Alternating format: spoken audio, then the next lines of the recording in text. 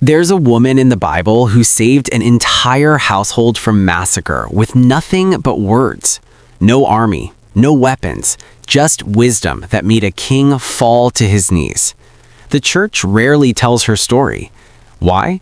Because her husband was a fool, her culture said she should obey him, and God said she was right to betray him. This is the story of the woman who became royalty by refusing to be silent. The Judean wilderness stretched endlessly under a merciless sun. Dust devils danced across the barren hills where sheep grazed on patches of brown grass that somehow survived the drought. This was Carmel territory, harsh land for harsh people. The year was uncertain, but the season was shearing time, when wealthy landowners counted their profits and hired shepherds celebrated another year of survival. In a sprawling estate that overlooked these desolate hills lived a man named Nabal. His name meant fool, and he wore it like a badge of honor. 3,000 sheep and 1,000 goats made him one of the wealthiest men in the region. His servants feared him. His neighbors avoided him. His reputation for cruelty preceded him like a storm cloud. But inside that house of stone and anger lived someone different. Her name was Abigail, and she was beautiful, not just in appearance, but in a way that made people feel safer when she entered a room. Intelligent eyes that seemed to calculate 10 steps ahead. A voice that could calm the most volatile situation. She was a rose growing in a junkyard, and everyone who knew her wondered the same thing. How did she end up married to him? Abigail woke that morning with a knot in her stomach she couldn't explain. Perhaps it was the way Nabal had dismissed the servants the night before, shouting at them for imagined incompetence. Perhaps it was the isolation she felt, trapped in a marriage that felt more like a prison sentence. She had learned to read her husband's moods the way sailors read storms.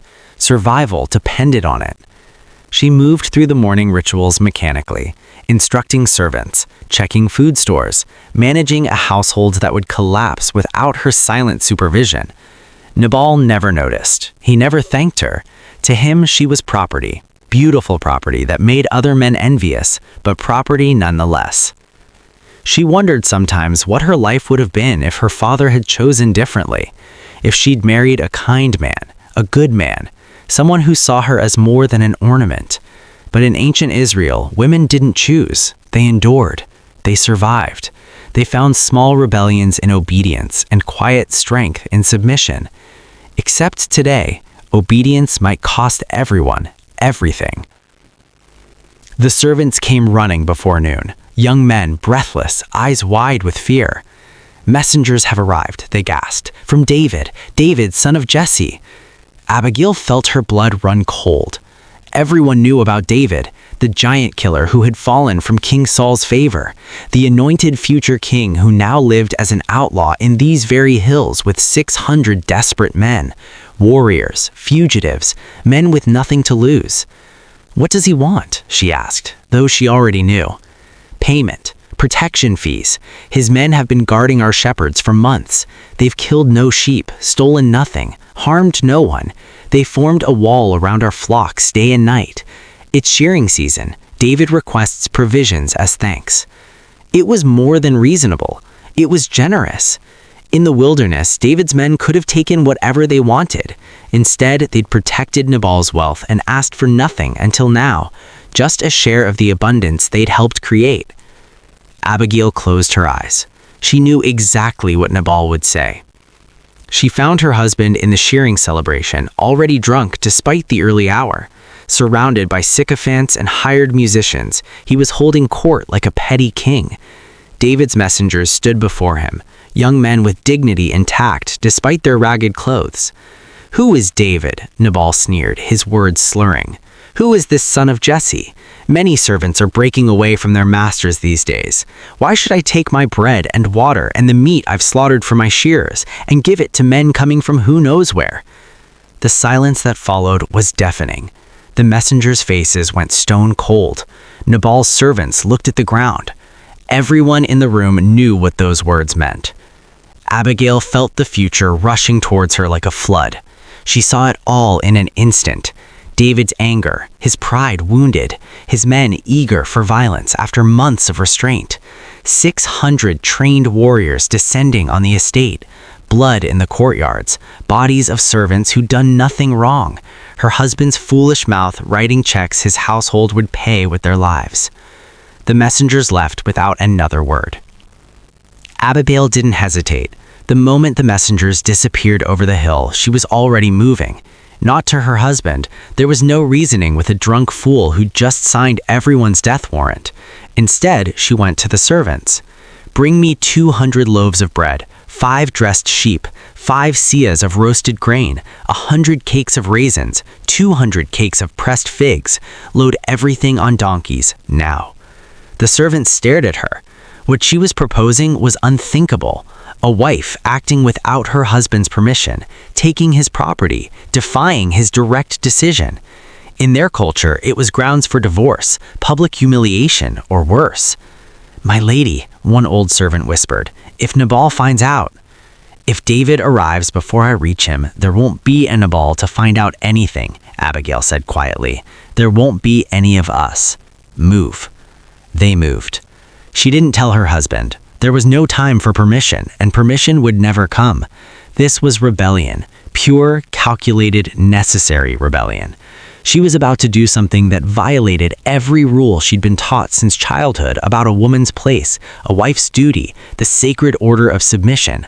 But sometimes, she realized, obedience to God requires disobedience to man.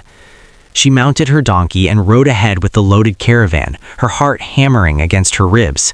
She wasn't a warrior. She had no weapons, no authority, no power except words. But what happened next was something no one expected, not even the people closest to him. She saw them coming down the mountain pass, a river of armed men with murder in their eyes. David, his face dark with rage. She could hear him speaking to his commanders, his voice carrying across the ravine. "May God deal with me, be it ever so severely, if by morning I leave alive one male of all who belong to Nabal." Abigail slid off her donkey and did something extraordinary. She fell at David's feet, a noblewoman prostrating herself before an outlaw in the dust like a common beggar. The warriors stopped, confused. David's hand moved to his sword, then hesitated. She looked up at him, and when she spoke, her voice carried the weight of desperate wisdom.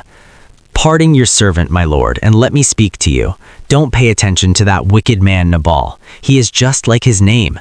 Nabal means fool, and folly goes with him. I, your servant, did not see the men you sent." She was throwing her husband under the chariot, and she knew it. Every word was a calculated betrayal of the man she'd been forced to marry. But it was also the truth. "The Lord has kept you from bloodshed and from avenging yourself with your own hands," she continued, her words flowing like a river breaking through a dam. "Otherwise, as surely as the Lord your God lives, you would have arrived to find only corpses. You are a man destined for greatness, a future king. Don't let the blood of innocents stain your reputation. Don't let my husband's stupidity make you a murderer." She painted the future for him with words. She showed him what he would lose, his integrity, his claim to righteousness, his reputation as God's chosen, all sacrificed for the satisfaction of killing a drunk fool and his innocent servants. She reminded him of who he was supposed to become, not who his anger was making him in that moment.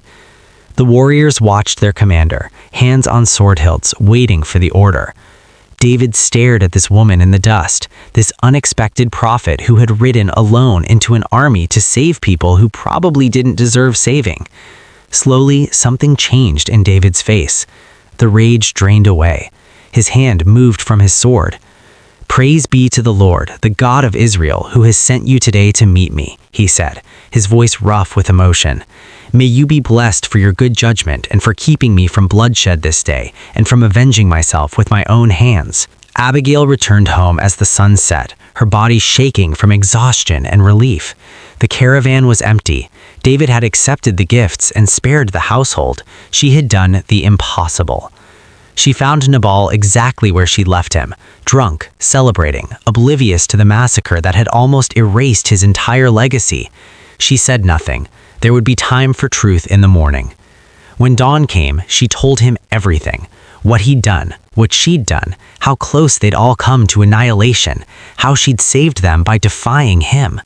The Bible says his heart failed him and he became like a stone. 10 days later, Nabal was dead. Whether from shock, stroke, or divine judgment, the text doesn't specify. God dealt with the fool in his own way. When David heard the news, he sent messengers to Abigail with a proposal, not for an alliance, for marriage. The outlaw who would be king wanted the woman who saved him from himself to become his wife.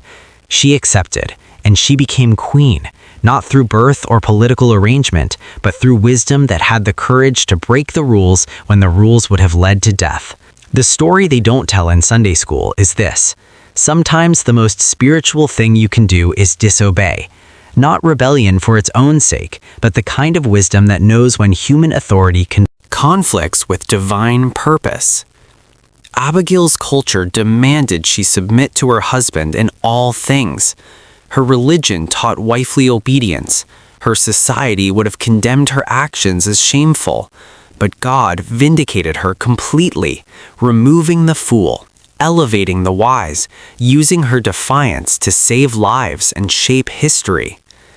She understood something profound. Submission to God sometimes requires resistance to man.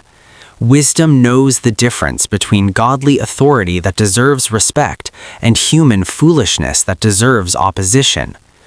True strength isn't found in blind obedience. It's found in the courage to do what's right when what's right is also what's forbidden. Somewhere tonight, someone is married to a Nabal. Someone is working for a fool.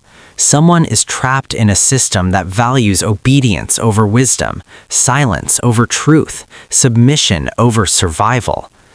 Abigail's story whispers across the centuries to that person: you are not without power. You are not without options. Sometimes the most faithful thing you can do is refuse to participate in someone else's destruction, even if that someone is the person you're supposed to obey. She saved her household by betraying her husband. She honored God by defying man. She became a queen by refusing to be silent. The church rarely explains this story because it's dangerous. It suggests that wisdom might outrank authority, that women might know better than their husbands, that the rules we make might matter less than the lives we save. But there it is, written in Scripture, the woman who said no, who took control, who bet everything on wisdom instead of obedience, and God called her blessed. The question isn't whether you have permission to do what's right. The question is whether you have the courage to do it anyway, knowing that sometimes disobedience to man is the highest form of obedience to God. Abigail knew, and she rode into history on a donkey loaded with bread, carrying nothing but words and the unshakable conviction that saving lives mattered more than keeping rules. She was a queen long before anyone gave her a crown.